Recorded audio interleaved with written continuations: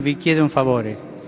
Prima che il Vescovo benedica il popolo, vi chiedo che voi pregate al Signore perché mi benedica la preghiera del popolo chiedendo la benedizione per il suo Vescovo. Facciamo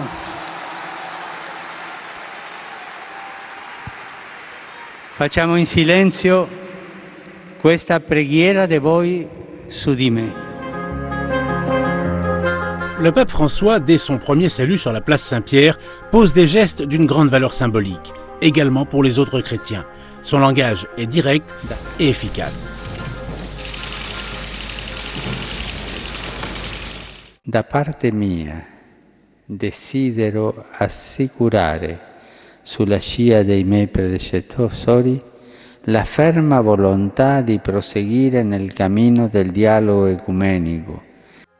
Tout en se situant dans la continuité de ses prédécesseurs, Saint Jean XXIII, le bienheureux Paul VI, Jean-Paul Ier, Saint Jean-Paul II et le pape émérite Benoît XVI, le pape François manifeste une approche tout à fait personnelle de la question de l'unité. Les raisons d'une telle approche doivent être recherchées dans les origines, le parcours personnel et la spiritualité particulière de ce premier pape sud-américain. Celui qui était archevêque de Buenos Aires avait tissé de forts liens d'amitié avec les autres chrétiens, à un tel point que l'évêque Tony Palmer de la Communion of Evangelical Episcopal Churches a déclaré « Il a immédiatement établi des rapports avec moi, après avoir écouté mon témoignage.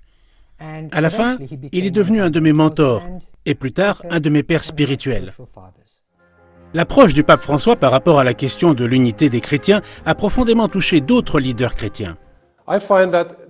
Selon moi, la ferveur que nous connaissons dans le mouvement œcuménique, maintenant que l'Église catholique est guidée par le pape François, est un don extraordinaire pour nous. Nous sommes encouragés à aller de l'avant, mais aussi à trouver de nouveaux chemins que personne n'a encore parcourus.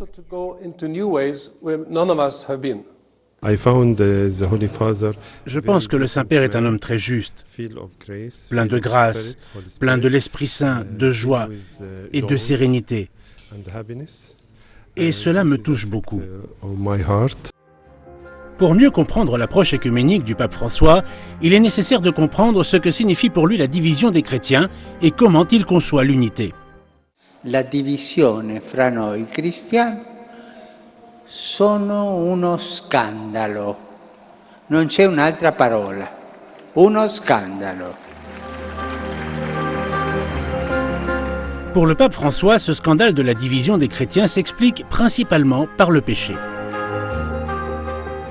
I peccati ci hanno separati, i nostri peccati,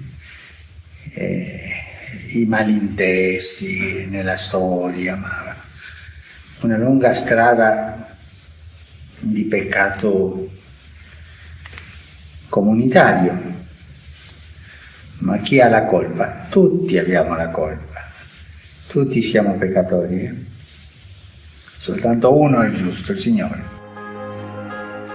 Pour le pape François, les racines de ce péché se trouvent surtout dans le repli de l'Église sur elle-même, repli qu'il appelle autoréférentialité.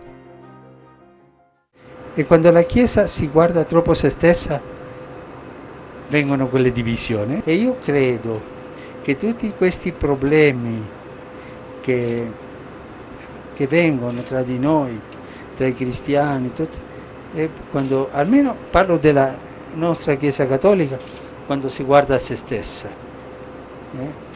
diviene autoreferenziale. Face au péché de la division, le rétablissement de l'unité ne sera pas principalement le résultat de notre action, mais le don de l'Esprit Saint qui fait l'unité dans la diversité. Solo lo Spirito Santo può suscitare la diversità, la molteplicità e nello stesso tempo operare l'unità. Quando siamo noi a voler fare la diversità e ci chiudiamo nei nostri particolarismi ed esclusivismi, portiamo la divisione. E quando siamo noi a voler fare l'unità secondo i nostri disegni umani, finiamo per portare l'uniformità e l'omologazione. Se invece ci lasciamo guidare dallo Spirito, la ricchezza, la varietà, la diversità non diventano mai conflitto, perché egli ci spinge a vivere la varietà nella comunione, nella Chiesa. Une des expressions les plus fréquemment employées par le pape François pour définir l'unité des chrétiens est « diversité réconciliée », un concept théologique qu'il explique ainsi. La Chiesa è una nella diversità. E per usare una parola bella di un evangelico che io amo tanto, una diversità riconciliata con per lo Spirito Santo. Pour illustrer cette définition de l'unité comme diversité, le pape François utilise souvent l'image du polyèdre qu'il distingue de celle de la sphère. Pensiamo al poliedro. Il poliedro è una unità, ma con tutte le parti diverse e ognuna ha la sua peculiarità, il suo carisma. E questo è l'unità nella diversità. Un dernier aspect important de la pensée du pape François, et qui fait partie de ses 4 principes théologiques, est que l'unité est supérieure au conflit. L'unità è superiore ai conflitti, sempre. Non andiamo sulla strada delle divisioni, delle lotte fra noi. No, tutti uniti con le nostre differenze, ma uniti sempre, che quella è la strada di Gesù. Dans les discours du pape François apparaît un leitmotiv, 3 expressions qui décrivent son engagement œcuménique. Camminare insieme, pregare insieme, lavorare insieme in tante cose che possiamo fare insieme.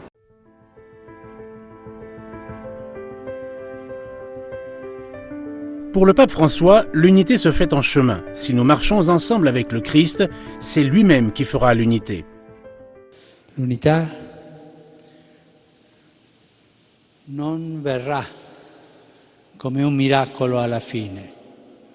L'unità viene nel cammino, la fa lo Spirito Santo nel cammino, se noi non camminiamo insieme, se noi non preghiamo gli uni per gli altri, se noi non lavoriamo insieme in tanta cosa che possiamo fare in questo mondo per il popolo di Dio, l'unità non verrà.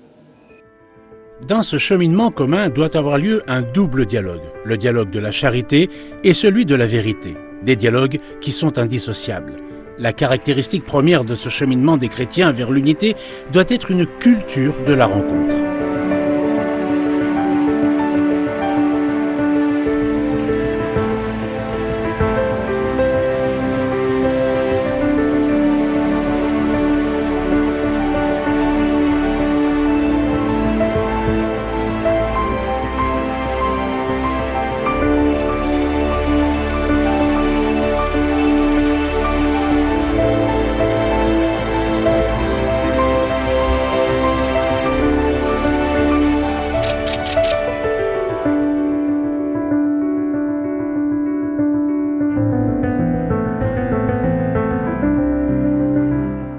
Le pape François n'hésite pas à rendre visite à des communautés qu'un pape n'avait jamais rencontrées auparavant, comme la communauté pentecôtiste de Caserte, la communauté vaudoise de Turin. Le 12 février 2016 a eu lieu à La Havane la rencontre historique entre le pape François et le patriarche Cyril de Moscou et de toutes les Russies. Le thème de la rencontre est inséparable de celui de la fraternité. Comme les fils de Jacob ont retrouvé la fraternité sur leur chemin, de même, les chrétiens, s'ils se mettent en route, se reconnaîtront comme des frères. Io penso al nipote di Abramo, Giacobbe. Era tranquillo là con i suoi figli, ma a un certo punto è arrivata la fame e ha detto ai suoi figli, ai suoi 11 figli, 10 dei quali erano colpevoli, di tradimento, di vendere il fratello. Ha detto, ma andatene all'Egitto, camminate là a comprare cibo, perché noi abbiamo soldi, ma non abbiamo cibo. Portate i soldi e comprate là che dicono che ce n'è. E questi si sono messi in cammino. Invece di trovare il cibo hanno trovato un fratello.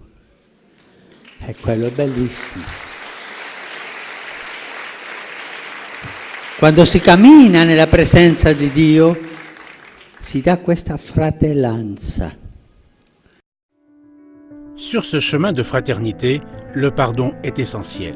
En diverses occasions, le pape François demande pardon au nom de l'Église catholique, comme à son retour de Terre Sainte en 2014.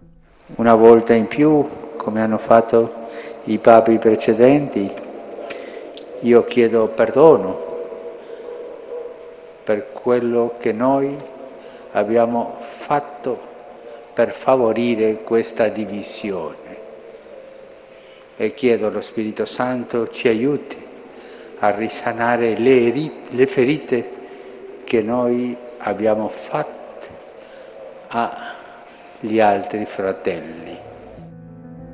Mais également au cours de sa rencontre avec la communauté pentecôtiste de Caserte en 2014. Io sono pastore dei cattolici. Io vi chiedo perdono. Ou encore à la communauté vaudoise en 2015. Vi chiedo perdono per gli atteggiamenti e i comportamenti non cristiani, persino non umani che nella storia abbiamo avuto contro di voi. In nome del Signore Gesù Cristo, perdonateci. Toutefois, sur la route de l'unité, le dialogue de la charité est indissociable du dialogue de la vérité, à savoir le dialogue théologique. Questo sguardo teologale si nutre di fede, di speranza, di amore. Esso è capace di generare una riflessione teologica autentica, che è in realtà vera scienza Dei, partecipazione allo sguardo che Dio ha su se stesso e su di noi. Una riflessione che non potrà che avvicinarci gli uni agli altri nel cammino dell'unità, anche se partiamo da prospettive diverse. Confido pertanto e prego affinché il lavoro della Commissione Mista Internazionale possa essere espressione di questa comprensione profonda, di questa teologia fatta in ginocchio. Certes, le pape François ne dissimule pas un certain scepticisme vis-à-vis de l'efficacité du seul dialogue entre experts. L'unità dei cristiani, siamo convinti, non sarà il frutto di raffinate discussioni teoriche nelle quali ciascuno tenterà di convincere l'altro della fondatezza delle proprie opinioni. Verrà il Figlio dell'uomo e ci troverà ancora nelle discussioni. Le pape se fait le porte-parole de l'impatience des chrétiens face à la lenteur du travail théologique. Ma dobbiamo aspettare a che? A che i teologi si mettano d'accordo? Mai arriverà quel giorno, ti lo assicuro. Sono scettico. Lavorano bene i teologi, ma ricordo quello che si diceva che avesse detto Atenagora a Paolo VI, ma noi andiamo avanti da soli e mettiamo tutti i teologi in un'isola che pensino. Io pensavo che fosse una cosa non vera, ma Bartolomeo mi ha detto no, è vero, ha detto così, no? E non si può aspettare a quello. L'unità è un cammino che si deve fare, un cammino che si deve fare insieme. Néanmoins, le dialogue de la vérité fait nécessairement partie de l'échange de dons en vue du rétablissement de l'unité. Cela vaut en particulier pour la réflexion sur le rapport entre primauté et synodalité. L'invitation du pape Jean-Paul II a repensé le mode d'exercer le ministère de l'évêque de Rome est solennellement reprise par le pape François à Jérusalem. Desidero rinnovare l'auspicio già espresso dai miei predecessori di mantenere un dialogo con tutti i fratelli in Cristo per trovare una forma di esercizio del ministero proprio del Vescovo di Roma che in conformità con la sua missione si apra ad una situazione nuova e possa essere nel contesto attuale un servizio di amore e di comunione riconosciuto da tutti. L'œcuménisme spirituel, qui est le cœur du mouvement œcuménique, se réalise en premier lieu par la prière. Prier ensemble, c'est déjà vivre l'unité.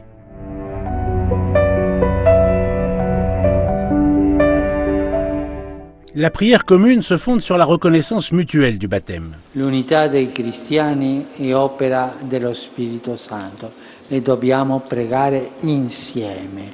L'ecumenismo spirituale, l'ecumenismo della preghiera. Ma padre, io posso pregare con un evangelico, con un ortodosso, con un luterano? Devi. Avete ricevuto lo stesso battesimo.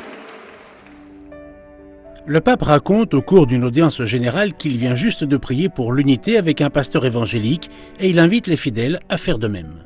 Io racconterò una cosa.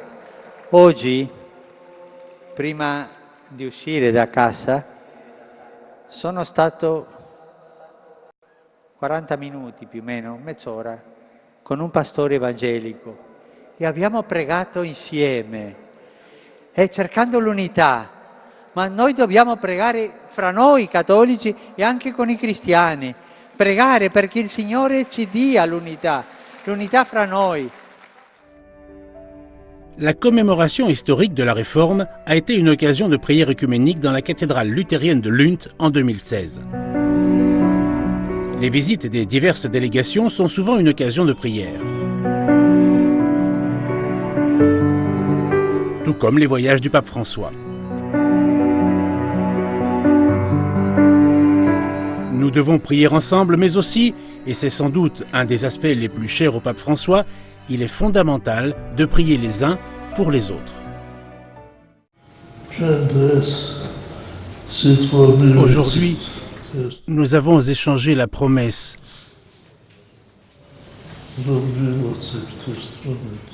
de prier l'un pour l'autre.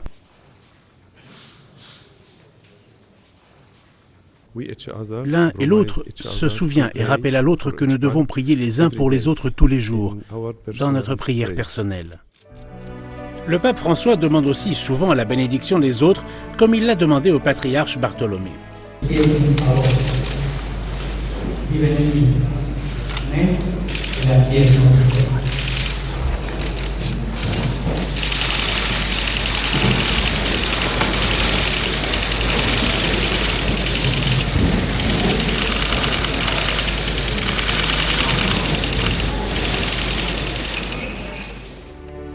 Ou au patriarche arménien Karikine. Di benedire me e la Chiesa Cattolica, di benedire questa nostra corsa verso la piena unità. Un aspect de l'œcuménisme spirituel que le pape François a particulièrement à cœur est l'œcuménisme du sang, qui unit déjà les chrétiens de différentes dénominations. Quando cristiani di diverse confessioni si trovano a soffrire insieme gli uni accanto agli altri e a prestarsi gli uni gli altri aiuto con carità fraterna, si realizza un ecumenismo della sofferenza, si realizza l'ecumenismo del sangue, che possiede una particolare efficacia, non solo per i contesti in cui esso ha luogo, ma in virtù della comunione dei santi, anche per tutta la Chiesa, quelli che per odio alla fede uccidono perseguitano i cristiani non li domandano se sono ortodossi o se sono cattolici. Sono cristiani. Il sangue cristiano è lo stesso. Y me viene a la mente decir algo que puede ser una insensatez. O quizás una herejía, no sé. Pero hay alguien que sabe que pese a las diferencias somos uno. Y es el che nos persigue. Quando io ero in Germania sono dovuto andare a Amburgo per fare un battesimo e il parroco portava avanti la causa di canonizzazione di un sacerdote che è stato ghigliottinato dai nazisti per insegnare catechesi ai bambini. E a un certo punto, nello studio, ha visto che dietro di lui, ma era nella coda, c'era un pastore luterano condannato alla ghigliottina per lo stesso motivo. E dopo lui il sangue di loro due si è mischiato. E questo è andato dal vescovo e ha detto: io non vado avanti in questa causa solo per il prete, o per tutte e due o per nessuno. Questo è l'ecumenismo del sangue. Marcher ensemble, prier ensemble, travailler ensemble. Le troisième verbe de ce triptyque invite les chrétiens à coopérer dans divers domaines de l'œcuménisme pratique, comme la défense de la liberté religieuse, la justice sociale, la promotion de la paix, le respect de la création. Col patriarca Bartolomeo siamo amici, fratelli e abbiamo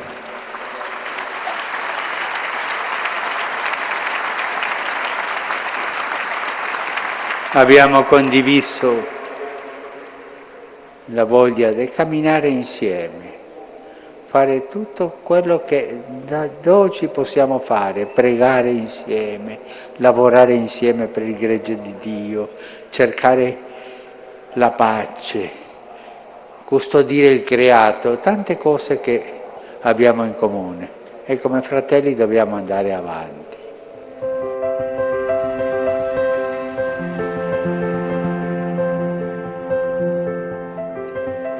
Sarebbe sempre bene, prima di intraprendere qualche attività, che vi possiate porre queste domande.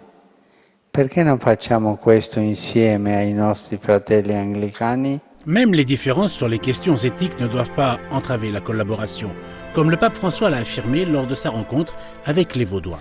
Le differenze su importanti questioni antropologiche ed etiche che continuano a esistere tra cattolici e valdesi non ci impediscano di trovare forme di collaborazione in questi e altri campi.